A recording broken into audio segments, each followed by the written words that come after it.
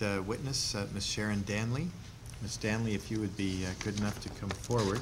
If I might just say to members of the committee that Ms. Danley has brought with her a video which we will be seeing at a later date, and she is going to make her submission to us and be prepared to answer any questions, and she has also left with us some attachments. Perhaps, Ms. Danley, if you would just introduce yourself and also your colleague or friend who is with you. Yes, I'm Sharon Danley, and I'm with the Coalition for Medical and Legal Reform. To my immediate left is Velma Demerson, also a member of that particular coalition. Ladies and gentlemen, I'd like to thank you for this opportunity to present a first-hand account as a survivor and my colleagues' grave concerns over Bill 100. My presentation was to be in the form of a video made back in March. However, we'll let that go for another time, and I'll be happy to attend to answer any questions at that point. My written brief also includes my victim impact statement as given last Wednesday at the sentencing portion of my hearing.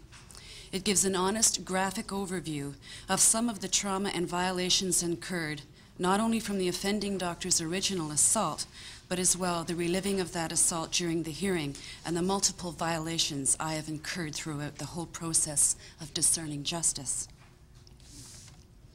To give you just a quick overview of why I went to the college. 16 years ago, I took my 2-year-old critically ill son to see his doctor as he was in severe cardiac distress, and my fear for his life was my driving force. Dr. Cameron quickly examined him and consistently diminished my concerns for my son's life. I picked my child up, and then to my horror, I was sexually assaulted by this doctor with this dying child in my arms. It bears repeating. Hugh Cameron lunged himself at me, forcing his lips against mine, putting his tongue deep into my mouth. His eyes were fiercely glazed, and he was panting. He vigorously manhandled my torso, particularly my hips and my breasts. He then put one hand inside my blouse and pawed at my one breast while I was holding my sick baby against another.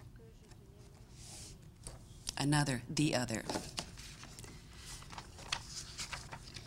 3 days after the showing of this particular tape that I was going to show today, I was told to appear in front of the tribunal with less than 24 hours' notice to reopen the case with what proved to be vindictive false testimony of an ex-intimate, which were blatantly irresponsibly investigated.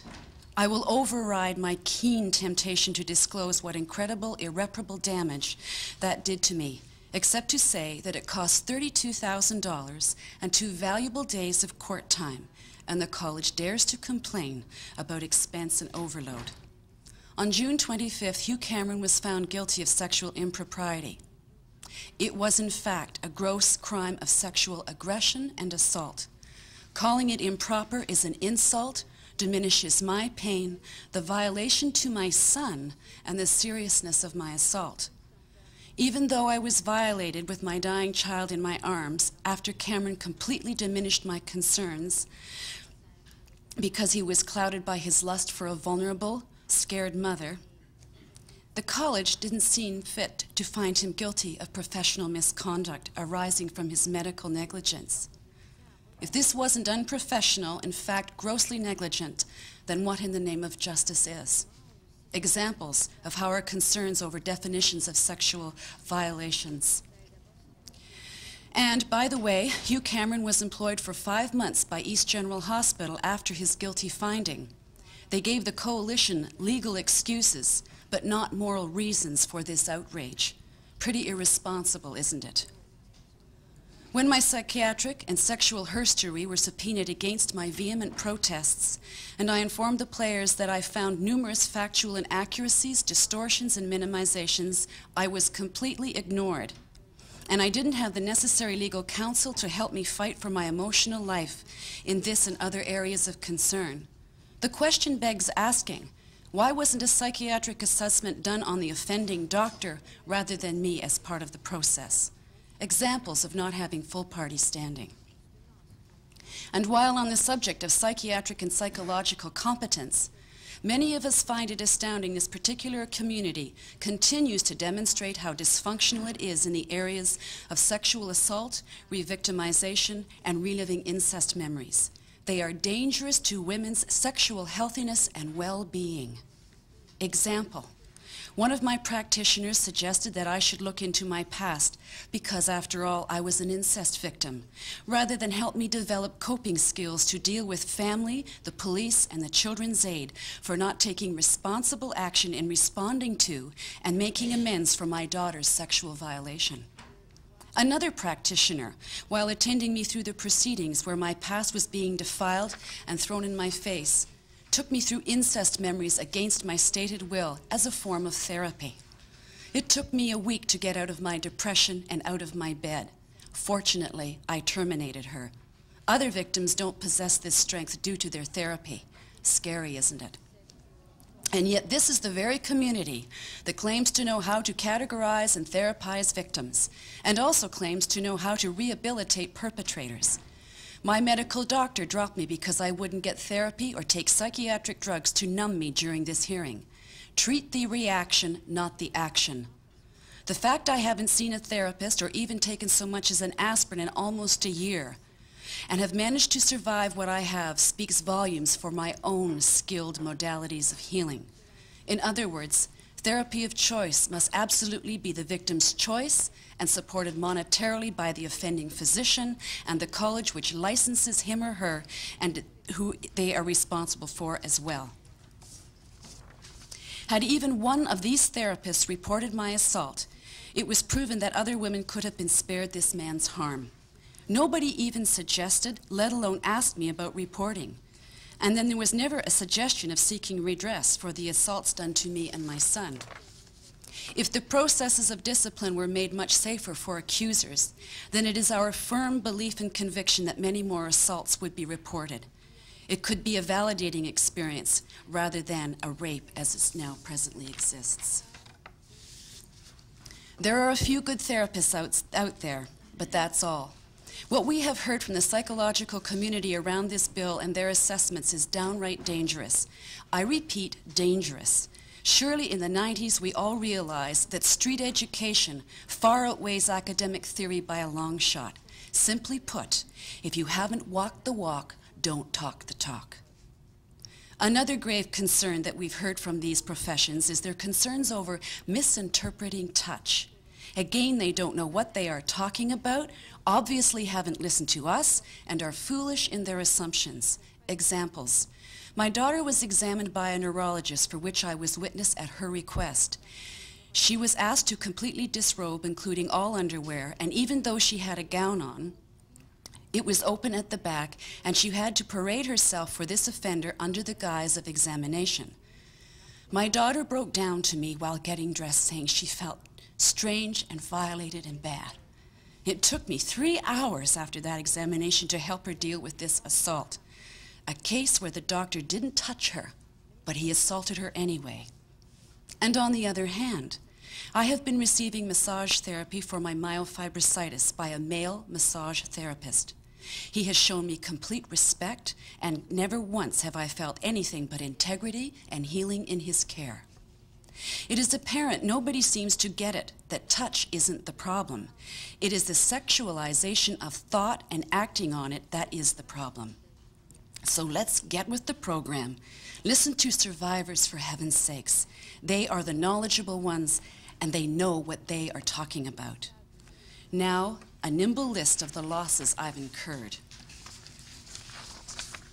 The termination of my first marriage, as my husband wouldn't support me confronting Cameron. A breakdown due to exhaustion 18 months after the assault, resulting in my children never being with me on a permanent basis again.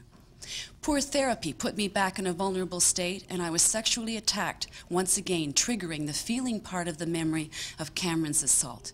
My second marriage terminated just before the hearing commenced, as my husband wouldn't support or understand my pain and my need to overcome it in seeking redress. In this redress, I was re-victimized, traumatized, and in short, my mouth taped in the name of no legal protection, while I was publicly gang raped. I was cross-examined mercilessly without intervention, reprimand, legal protection, or therapeutic counsel to help me with the trauma.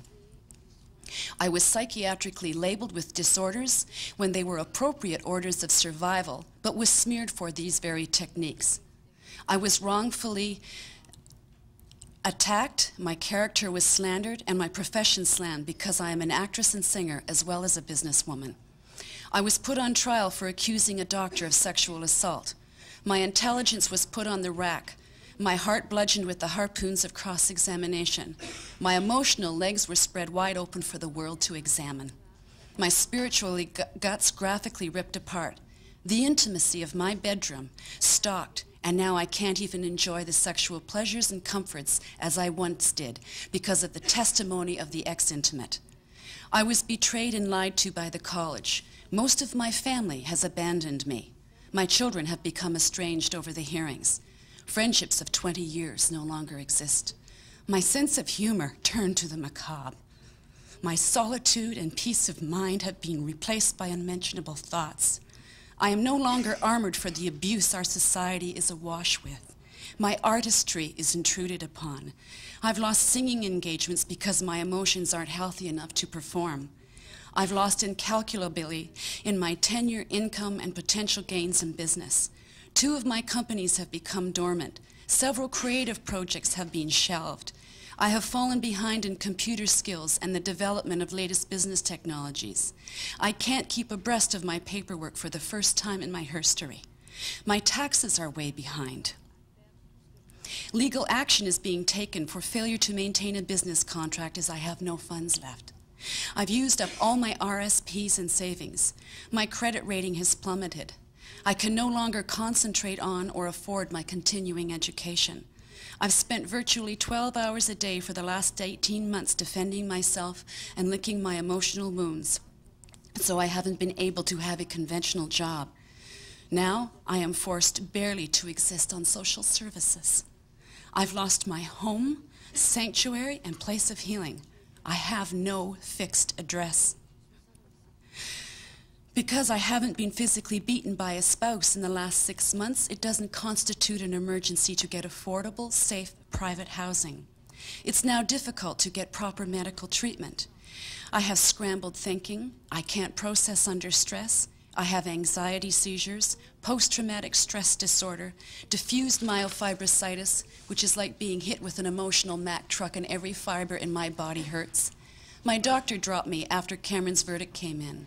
And 1 week before I was forced to leave my home, and at my most vulnerable time, I again was sexually assaulted by a chiropractor during a treatment for myofibrocytis. I've lost everything. And then to top it off, sexually assaulted again by a regulated healthcare professional because I was made so vulnerable. And now I'm being threatened with legal action because I spoke out about him. And there are those in this arena that have the audacity to suggest a $10,000 price tag be hung on my life for therapy to get over these assaults in a year. And further suggest this money should go back into the very systems that assaulted me in the first place. This, ladies and gentlemen, is not only the ultimate insult, it's scary to think that supposed intelligent, informed people would even consider this further atrocity, let alone be concerned with having to make responsible monetary amends to the victims of these crimes. I thank you. Thank you, Ms. Danley, for your submission, and I think we recognize clearly the difficulty for you to come before the committee, but we appreciate the fact that you have done that. I don't know if there are perhaps a few questions, Mr. Wilson. Mr. Chair, and thank you for your presentation. Just a general question. I understand your points with respect to standing and a number of things that are addressed in the bill. Are you generally pleased with the legislation now? Well, except for those that I have mentioned and that the other survivors are speaking of. Those are our most major concerns. Okay, I appreciate that. Sorry. we have the attachments to your submission, and we have the video, and we will be in touch on that, and also to make sure it's returned to you. Fine, and I would like to let you know that I'm again appreciative of the opportunity to speak and appreciative of the fact that the Ontario government is addressing violence against women, and I would be happy to make myself available at your convenience for any further consultation. Thank you very much. Then call our next witnesses from the Ontario Psychiatric Association.